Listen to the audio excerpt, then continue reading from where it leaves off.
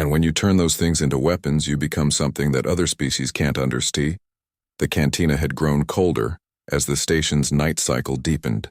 Most of the casual drinkers had left, leaving only the hardcore veterans and those too fascinated by horror to look away. Jinwoo found himself in the second category, unable to leave despite every instinct telling him to run. Tae-ho had consumed enough alcohol to kill most species, but his yellow eyes remained sharp and focused. If anything, the liquor seemed to make his memories clearer, more precise, as if it dissolved the barriers his mind had built to protect itself. The corporate wars were different from the others, he began, his voice taking on the flat tone of someone reciting a nightmare, not about territory or politics, about money and power and the kind of casual cruelty that comes from treating people like resources. Bora moved between tables, collecting empty bottles and glasses. Her tentacles moved mechanically, as if she were trying to stay busy enough to avoid thinking about what she was hearing. The other patrons sat in silence, their drinks forgotten. I was senior intelligence officer by then, Tae-ho continued.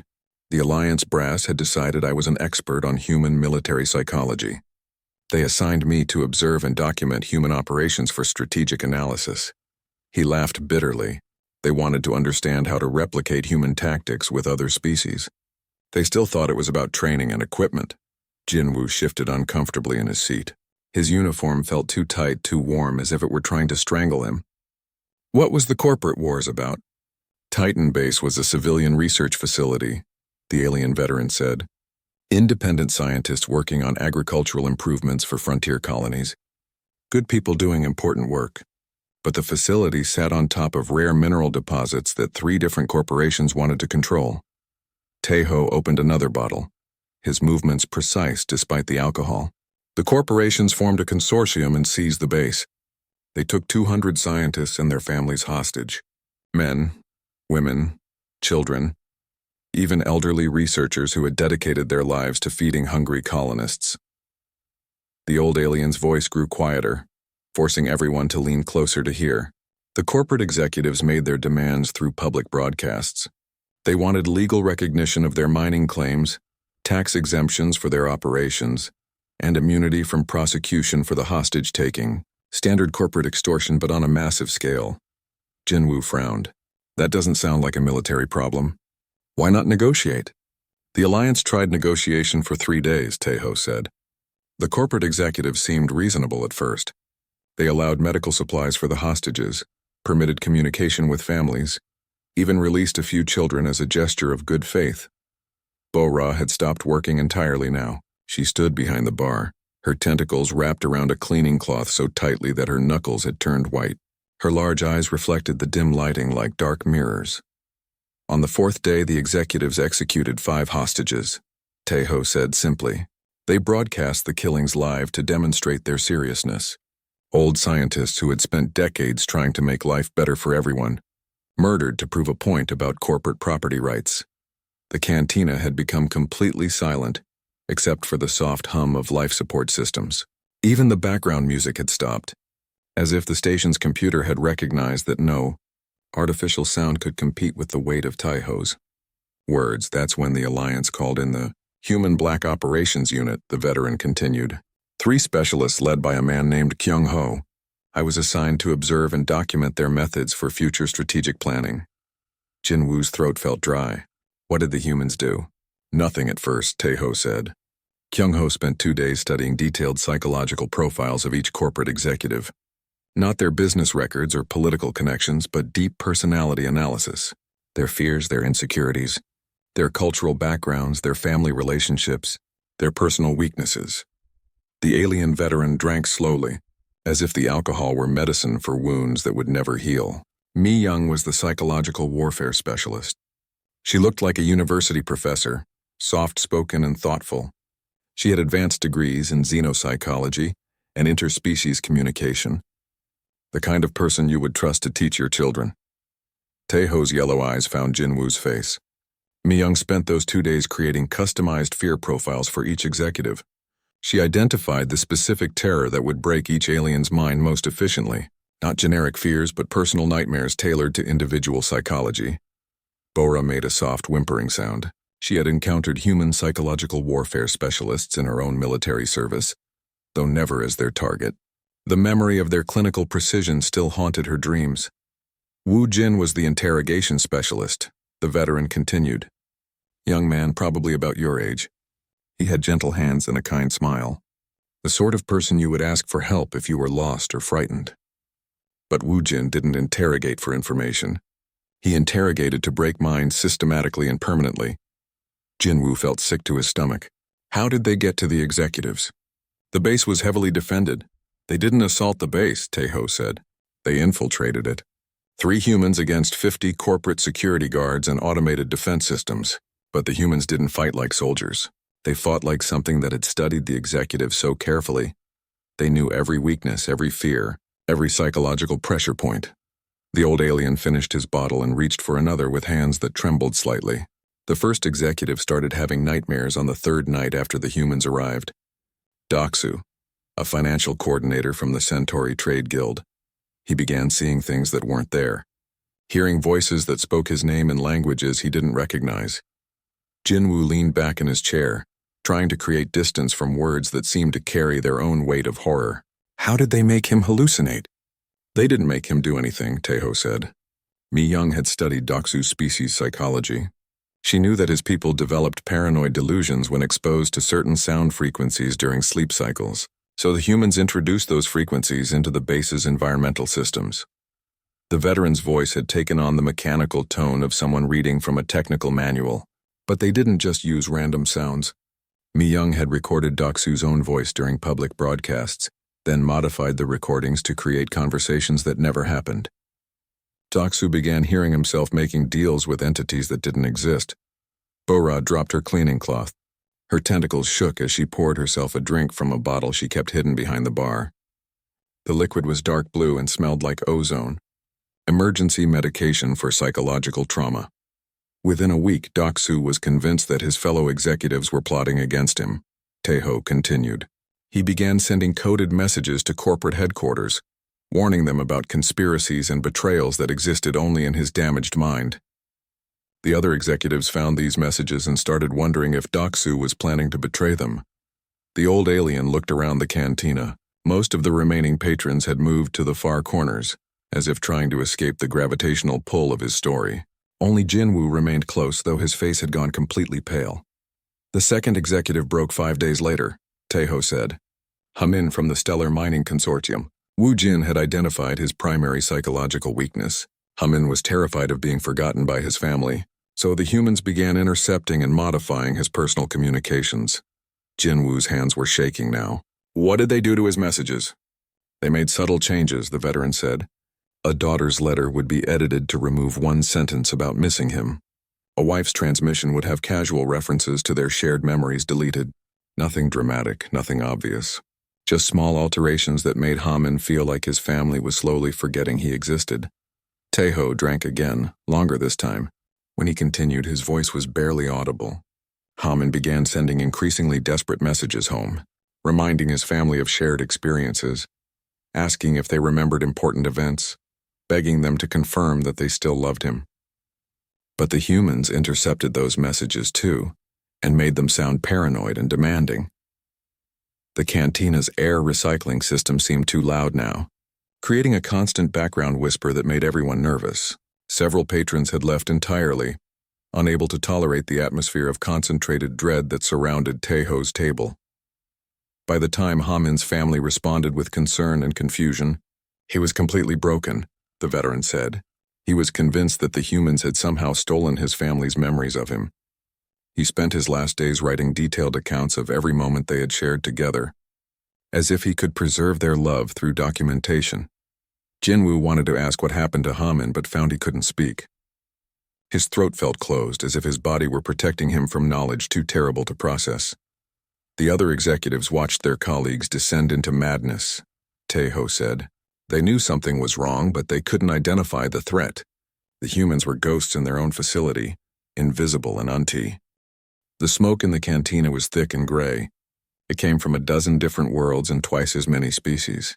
Jinwoo pushed through the crowd of aliens and humans, looking for one particular creature. The young human had heard stories about this place. They said old soldiers came here to drink away their memories.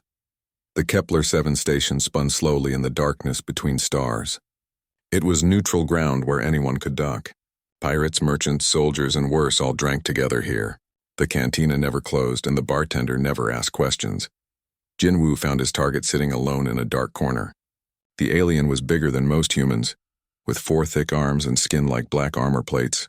Old scars covered his face and hands. Empty bottles sat on his table. This was Tae-ho, the veteran everyone whispered about. "Mind if I sit?" Jinwoo asked. 2 yellow eyes looked up at him. They were tired eyes, old beyond their years. "Depends. You buying drinks or asking questions?" "Both." Jinwoo slid into the seat across from him. He waved to the bartender. 2 more of whatever he's drinking."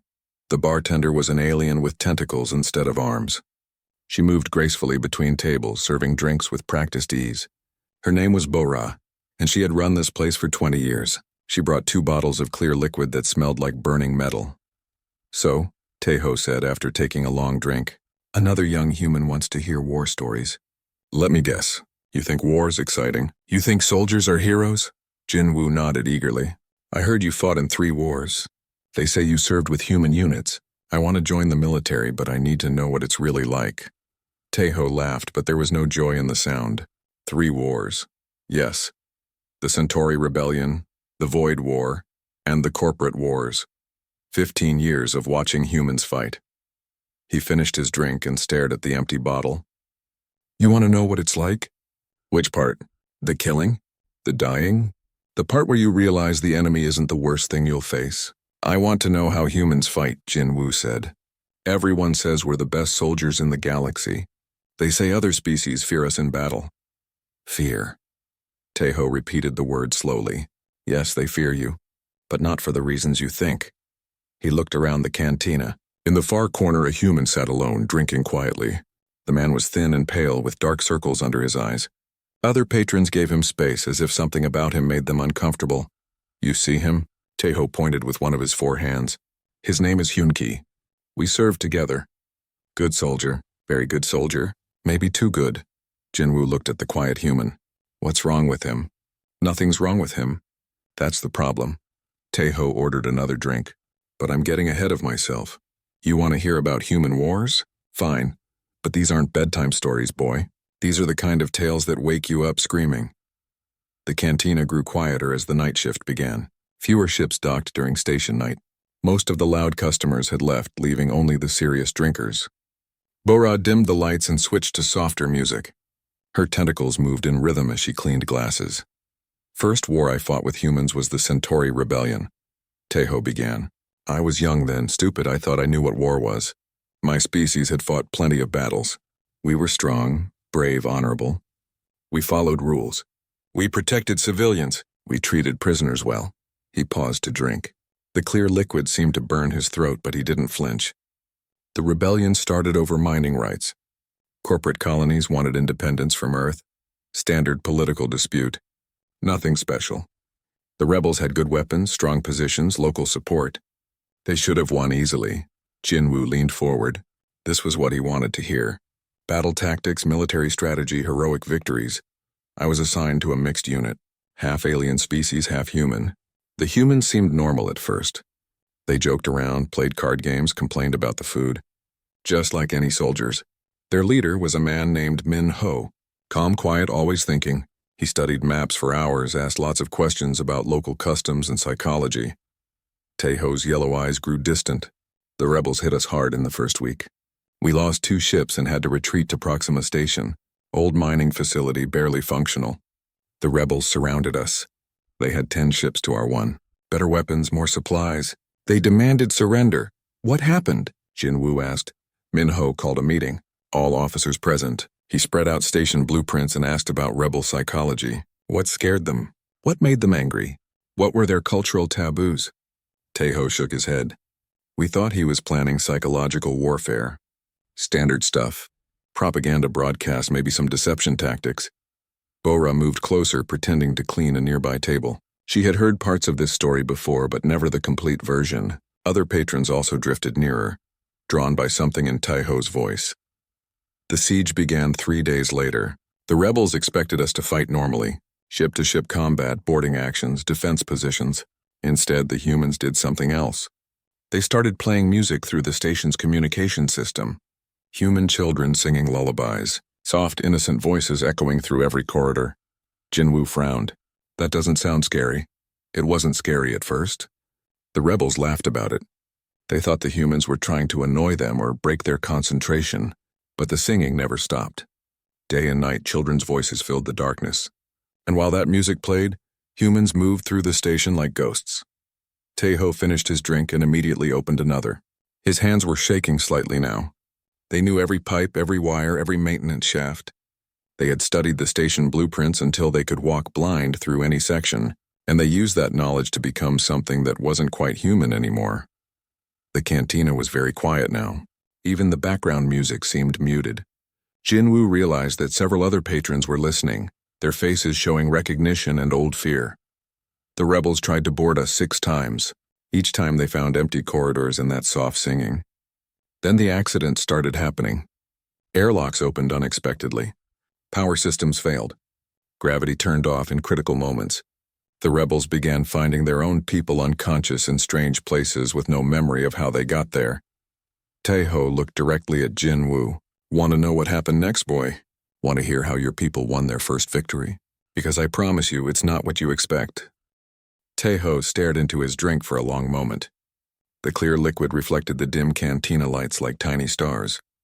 Around them, other patrons had stopped their own conversations to listen.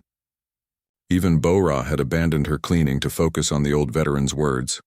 The 4th day of the siege, Taeho continued. The rebels made their biggest mistake. They sent a full boarding party. 50 soldiers, best equipment, trained fighters. They cut through the station's outer hull and entered through the cargo bay. Jinwoo leaned forward eagerly. This sounded like the kind of battle he wanted to hear about. How many humans were defending? 12. Taeho's voice was flat. 12 humans against 50 rebels. But those humans had been awake for 72 hours straight. They had stopped eating regular food 3 days earlier. Instead, they consumed nothing but stimulants and protein paste.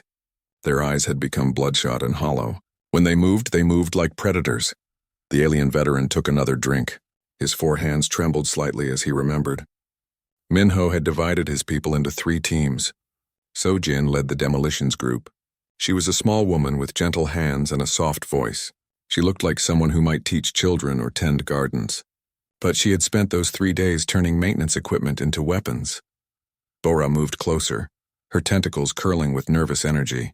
She had served many veterans over the years, but stories about human warfare always made her uncomfortable. There was something in the way other species talked about fighting alongside humans that suggested fear, mixed with respect. The rebels entered the cargo bay expecting a fight, Taeho said. Instead, they found an empty room filled with children singing. The lullaby music was louder there, coming from speakers hidden in the walls, soft voices singing about sleep and dreams and peaceful rest. The rebels spread out to search the room. Jinwoo imagined the scene. Enemy soldiers moving through darkened corridors while innocent music played around them. It seemed almost funny rather than threatening. What happened when they found the humans? They didn't find the humans. The humans found them. Taeho's yellow eyes grew distant. Sojin had rigged every piece of equipment in that bay. Cargo containers that exploded when touched. Floor panels that collapsed into pits lined with sharp metal. Loading arms that moved by themselves to grab and crush anything that came near them. The veteran paused to order another drink. Bora brought it quickly, her tentacles moving with nervous precision. The cantina had grown very quiet. Even the background music seemed muted. But the traps weren't the worst part, Taeho continued. The worst part was how the humans used them. They didn't just want to kill the rebels. They wanted to terrify them. So Jin had programmed the cargo systems to work slowly. A rebel would step on a loose floor panel and fall into a pit. But the panel would close slowly above him. He would have time to scream. Time for his friends to hear him die. Jinwoo felt his stomach turn. This wasn't the heroic battle he had expected to hear about. But that's cruel. Cruel. Taeho repeated the word thoughtfully. Yes, I suppose it was. But it was also effective. The rebels began to panic. They started firing at shadows, at empty air, at each other. The children's voices kept singing while their friends died in ways that made no sense. The old alien finished his drink and immediately opened another bottle. His hands were steadier now, as if the alcohol was helping him remember. Jamin was the medic. Young man, probably your age. He had kind eyes and always carried pictures of his family. But during the siege, he stopped trying to heal people. Instead, he started studying rebel psychology. Why would a medic study psychology? Jinwoo asked. Because Minho had given him a new job. Jamin was supposed to understand how the rebel species experienced fear. What sounds scared them? What smells triggered panic responses? What cultural symbols made them think of death and ghosts? Taeho's voice grew quieter. And then Jamin used that knowledge to make the rebels believe they were fighting the dead. Bora shuddered, her tentacles wrapping around herself. She had heard rumors about human psychological warfare, but never the details. The stories other veterans told were usually too fragmented to understand. Too painful to share completely. The rebels found their first body on the 5th day, Taeho said. One of their own people, a communications officer named Doksu. He was sitting in the station's control room, looking perfectly normal. But when they tried to wake him, they discovered he had been dead for hours. His body showed no wounds, no signs of violence. He was just dead, Jinwoo frowned. How did he die? They never figured it out. But while they were examining the body, the station's speakers began playing a new sound. Doksu's own voice, recorded from earlier transmissions, mixed with the children's lullabies, his dead voice singing along with the human children about sleep and rest and never waking up. The cantina seemed colder now. Several patrons had moved to tables farther from Taeho, as if his words carried some kind of infection. Only Jinwoo remained close, though his face had grown pale. More bodies appeared over the next day. The veteran continued. Always rebels, always dead without obvious cause, always positioned where their friends would find them easily. And always followed by their own recorded voices joining the lullaby chorus. The rebels began to believe the station was haunted by their dead companions. Taeho paused to look around the cantina. His yellow eyes found Hyun-ki, the quiet human sitting alone in the corner. The man was still drinking slowly, paying no attention to the conversation. But something about his stillness seemed unnatural, as if he were listening to sounds only he could hear. By the 7th day, the rebels were barely functional, Taeho said. They had stopped eating, stopped sleeping. They huddled together in groups, weapons pointed in all directions, jumping at every sound. The children's voices had been joined by a dozen dead rebels, creating a chorus of the living and the dead singing together about eternal rest. What did the humans do then? Jinwoo asked, though he wasn't sure he wanted to know. They offered surrender terms. Taeho's laugh was bitter. Minho broadcast a message to the rebel fleet. Very polite, very reasonable. He said the humans would stop the haunting if the rebels withdrew immediately. He promised safe passage to anyone who left the system within 6 hours. The veteran finished another bottle. The alcohol was making his speech slightly slurred, but his memories seemed clearer than ever. The rebels agreed immediately. They didn't negotiate. They didn't ask for better terms. They just ran. 10 ships with superior firepower fleeing from 12 humans and some recorded voices. Jinwoo sat in stunned silence. This wasn't the glorious victory he had expected. It was something else entirely, something that made him feel sick and fascinated at the same time. But that wasn't the end of it, Taeho said quietly. 3 days later, we received a priority transmission from Rebel headquarters. They wanted to know what kind of supernatural weapons the humans had used. They were convinced we had somehow brought actual ghosts into the battle. The old alien looked directly at Jinwoo. Want to know the truth, boy? There were no supernatural weapons, no actual ghosts. Just 12 humans who had stopped sleeping and eating like normal people. 12 humans who had studied their enemies so carefully, they knew exactly how to break their minds. Bora moved away from their table, her tentacles shaking. She had heard enough war stories to know the difference between normal military action and something darker. This story belonged to the second category. Minho kept detailed records of everything, Taeho said. He documented every psychological technique, every fear response, every method they had used to terrorize the rebels. Not for military intelligence purposes, but as a warning. He wanted other species to know what humans were capable of when they stopped fighting like civilized beings. Jinwoo's hands were shaking now. Did it work? Did other species get the message? Taeho smiled, but there was no warmth in it. Oh yes, it worked. Word spread quickly through military networks. The Proxima Station incident became required study at alien war colleges. not as an example of tactical brilliance but as a case study in human psychological warfare. The veteran stood up slowly, his forearms supporting his weight against the table. "That was my first lesson about human warfare, boy. You don't just fight to win. You fight to make sure your enemies never want to fight you again, and sometimes that's more frightening than any weapon." Tejo sat back down heavily, his forearms reaching for a fresh bottle. The cantina had grown even quieter as more patrons drifted away from their table. Only the most hardened veterans remained within earshot, their faces showing the grim recognition of shared nightmares. Jinwoo wanted to leave. The story about Proxima Station had shaken him more than he cared to admit. But something kept him in his seat. Maybe curiosity, maybe stubborn pride, or maybe the terrible fascination that comes from staring into an abyss. The Void War was different. Tejo began without prompting. Bigger scale, fleet actions instead of station sieges. "I thought maybe humans would fight more normally when they had proper warships and naval tactics to rely on." Bora moved past their table, her tentacles trembling as she served drinks to other customers. She had learned to recognize the signs when Tejo was settling in for a long night of storytelling. The other veterans would drink more, speak less, and leave generous tips to compensate for the emotional damage. "I was a tactical officer by then," Tejo continued, "promoted after Proxima Station. The Alliance brass figured anyone who survived working with humans deserved better rank and hazard pay." He laughed bitterly. They had no idea what hazard pay really meant. The old alien opened his bottle and drank deeply. His yellow eyes stared past Jinwoo, focusing on memories 8 years old but still painfully clear. Admiral Yunji commanded the human fleet. Brilliant woman. She could calculate orbital mechanics in her head and predict enemy movements 3 steps ahead. The other species respected her tactical abilities. Jinwoo leaned forward slightly. Maybe this story would be different. Maybe fleet combat would show humans fighting with honor and dignity instead of psychological torture. The enemy was a coalition of outer rim systems. They had grievances against the Alliance, wanted independence, standard political rebellion. But they had assembled the largest war fleet in recorded history. 800 ships of various classes, all modern designs with advanced weapon systems. Tejo paused to drink again. His hands were steadier now, as if the alcohol was helping him find the courage to continue. Admiral Yunji had 60 ships, older designs mostly, but with experienced crews. The mathematics were simple. We were outnumbered more than 13 to 1. Even with superior training, the odds were impossible. What did she do? Jinwoo asked. She called a fleet meeting.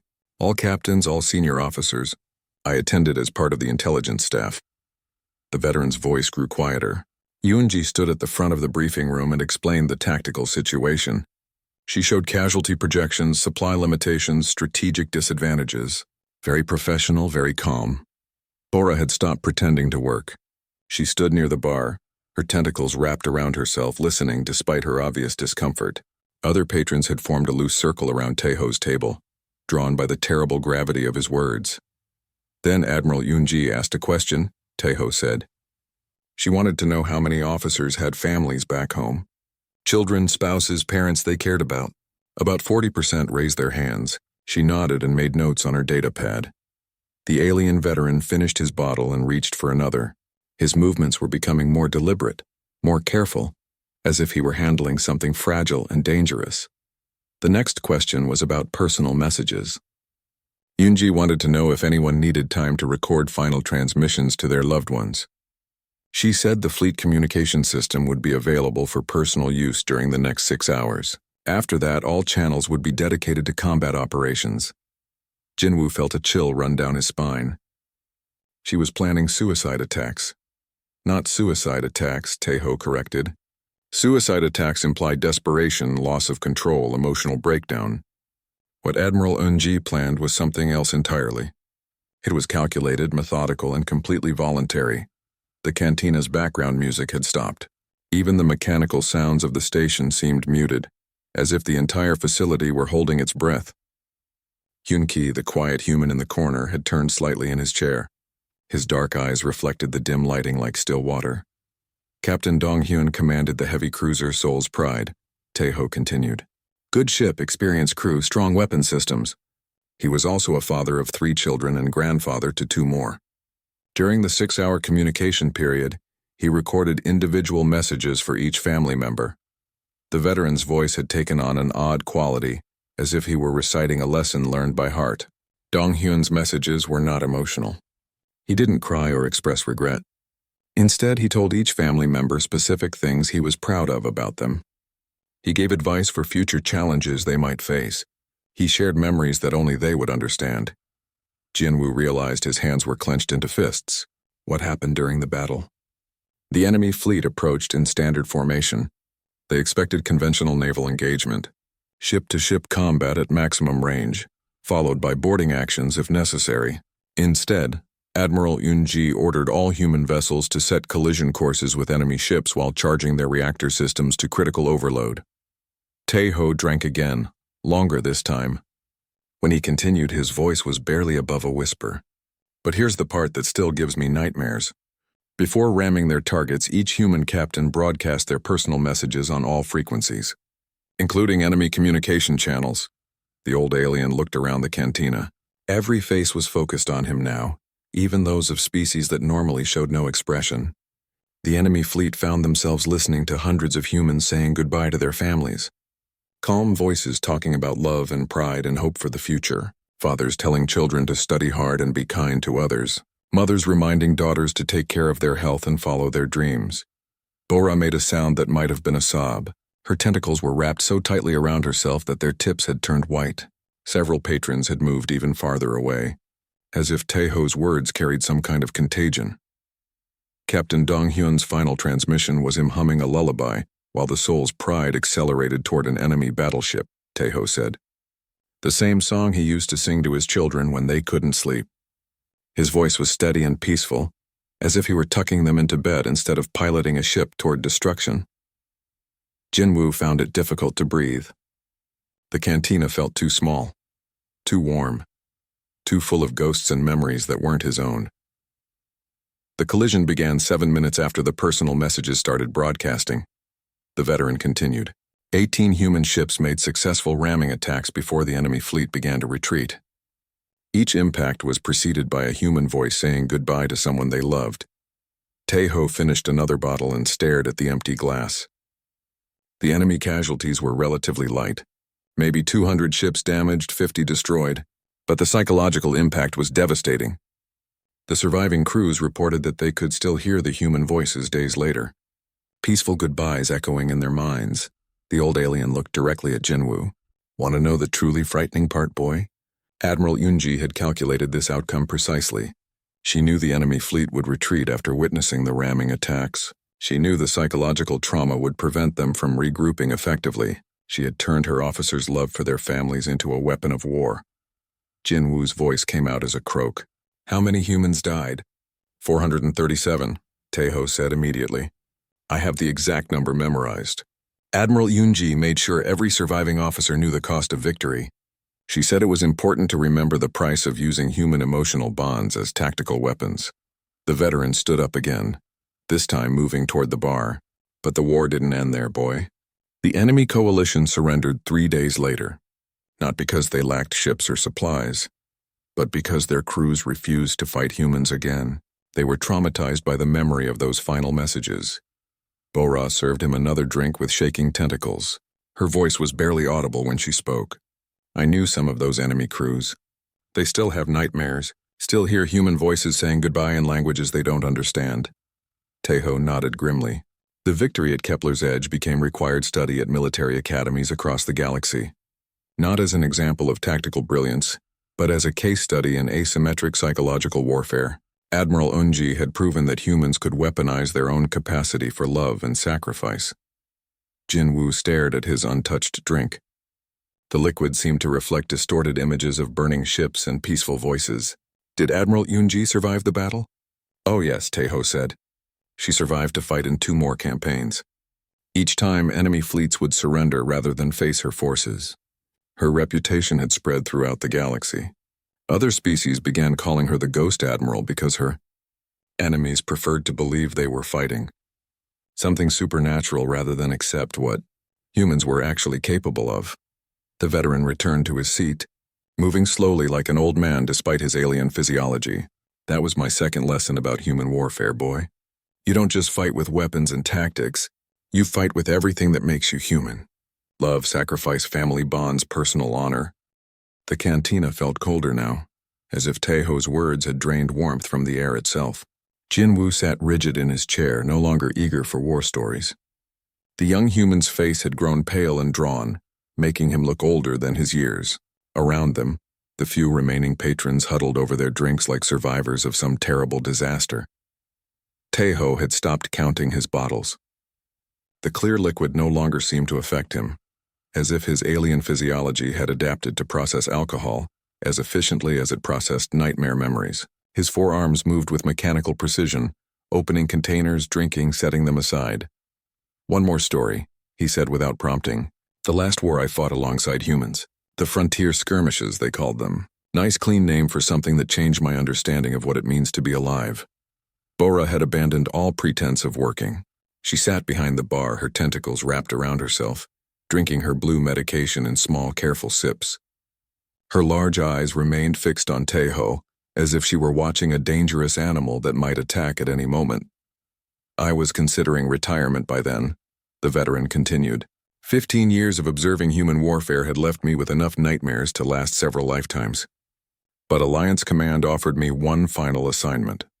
Study a new human unit, they said. Document their tactics for the military archives. One last job before I could disappear to some quiet world and try to forget what I had learned. Jinwoo found his voice with effort. What was different about this unit? They were volunteers, Taeho said. All previous human military units had been regular soldiers following orders. But this group had requested combat assignments. They wanted to fight. The psychological profiles suggested they were seeking something in warfare that normal humans couldn't provide. The old alien opened another bottle and stared into the clear liquid as if it contained answers to questions he was afraid to ask. The unit commander was Hanul, a career officer with 20 years of experience. Good soldier, reliable, practical. She had led successful operations on a dozen different worlds. But she seemed troubled by her new assignment. Taeho's yellow eyes found Jinwoo's face. Hanul pulled me aside on the second day of deployment. She wanted to know about my previous experiences with human warfare, not tactical analysis or strategic evaluation, but personal observations. What had I seen? How had it affected me? What advice could I give her for maintaining unit cohesion? The cantina's background systems hummed quietly, creating a constant whisper that made everyone nervous. Several patrons had moved to tables near the exit, as if preparing to flee if Taeho's story became too much to bear. The enemy was a coalition of Outer Rim raiders, the veteran continued. Not organized military forces, but pirates and criminals who had banded together to attack frontier colonies. They used hit-and-run tactics, superior mobility, and knowledge of local space to avoid direct confrontation with Alliance forces. Jinwoo leaned forward slightly, though every instinct told him to run. How did the humans respond? Standard counterinsurgency operations at first, Taeho said. Patrol routes, intelligence gathering, defensive positions around vulnerable targets. The raiders were careful to avoid direct contact. They would strike isolated settlements and disappear before human forces could respond. The old alien drank slowly, as if the alcohol were medicine for wounds that would never heal. But the raids grew bolder. The criminals began targeting civilian transports and research stations. They took hostages, demanded ransoms, executed prisoners when their demands weren't met quickly enough. Bora made a soft sound that might have been a sob. Her tentacles tightened around her medication bottle until the transparent material began to crack. She had served in frontier regions herself, had seen what raiders could do to isolated communities. The turning point came during the attack on Research Station Gamma 7, Taeho continued. 30 raiders against a dozen human defenders. The station had no military value, just agricultural scientists working on crop improvements for frontier worlds. But the raiders wanted the facility's equipment and supplies. The veteran's voice grew quieter, forcing everyone to lean closer to hear. Sang-min was a regular soldier, 25 years old, from a farming family on Earth. He had joined the military to see other worlds and help protect frontier colonies. Good man, kind eyes always carried pictures of his parents and siblings. Jinwoo felt his stomach tighten with dread. What happened to him? The raiders breached the station's defenses on the third day of siege, Taeho said. They had overwhelming firepower and numerical superiority. The human defenders fell back to the central complex, trying to buy time for civilian evacuation.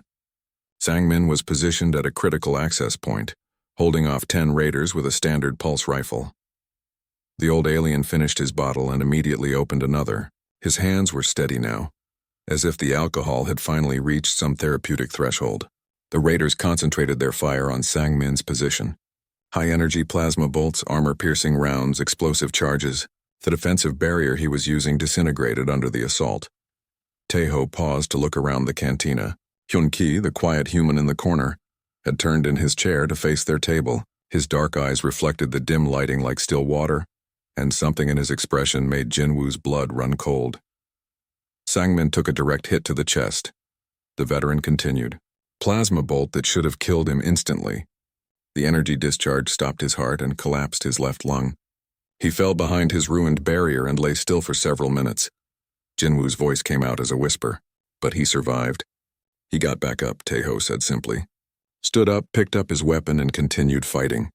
The combat medic, Ji-hee, ran to his position expecting to treat a corpse. Instead, she found Sang-Min providing covering fire for civilian evacuees while his heart struggled to restart itself. The cantina had become completely silent, except for the soft whisper of air recycling systems. Even the mechanical sounds of the station seemed muted, as if the entire facility were holding its breath. Ji-hee tried to evacuate Sang-Min for emergency medical treatment. The veteran continued. His vital signs were failing. Internal bleeding was severe. Oxygen levels were dropping toward critical thresholds. By all medical standards, he should have been unconscious or dead. Taeho's voice took on the flat tone of someone reading from a technical manual. Sang-Min refused medical evacuation. He said the mission wasn't complete. The civilian transport hadn't finished loading evacuees. His position was critical for maintaining the defensive perimeter. He would stay until everyone else was safe. Bora had stopped drinking her medication. She stared at Taeho with an expression of growing horror, as if she were beginning to understand where this story was leading. Sang-Min fought for 6 more hours, the alien said. His heart stopped twice more during that period, but he kept fighting. Ji-hee stopped trying to save him and started just keeping him functional enough to use his weapon. Combat stimulants, pressure bandages, emergency blood supplements, whatever it took to maintain basic motor functions. Jinwoo found it difficult to breathe. The cantina felt too small, too warm, filled with invisible pressure that made his ears ring. How is that possible? The other human soldiers began following Sang-Min's example, Taeho said, ignoring the question. A demolitions expert with a severed artery continued planting charges for 3 hours before collapsing. A communications officer with traumatic brain injury maintained contact with evacuation ships until her speech centers stopped functioning entirely. The old alien looked directly at Jinwoo. Hanuel tried to maintain unit cohesion, but her soldiers had become something that normal military doctrine couldn't address. They were fighting past medical death, using willpower and chemical enhancement to continue combat operations when their bodies should have shut down completely. Taeho finished his bottle and set it aside with deliberate precision. Ji-hee stopped following standard medical protocols. Instead of trying to heal wounded soldiers, she focused on keeping them functional, long enough to complete their objectives. She turned combat medicine into a form of controlled resurrection. The veteran's voice grew even quieter. The raiders surrendered after 18 hours of siege, not because they were outgunned or outmaneuvered, but because they were convinced they were fighting the walking dead. They had seen human soldiers take lethal wounds and continue fighting. They believed they were facing some kind of supernatural army. Jinwoo's hands were clenched into fists so tight that his fingernails drew blood from his palms. What happened to Sang-Min? He survived, Taeho said. Spent 6 months in military hospitals while doctors tried to understand how he had continued functioning with multiple organ failures. The medical reports were classified at the highest levels. Too disturbing for general circulation. The old alien stood up slowly, his forearms supporting his weight against the table. But here's the truly frightening part, boy. Sang-Min requested return to active duty as soon as he was medically cleared. He said civilian life felt empty after experiencing combat past the point of death. He needed to find that edge again, that place where willpower becomes stronger than biology. Taeho looked toward the corner where Hyun-Ki,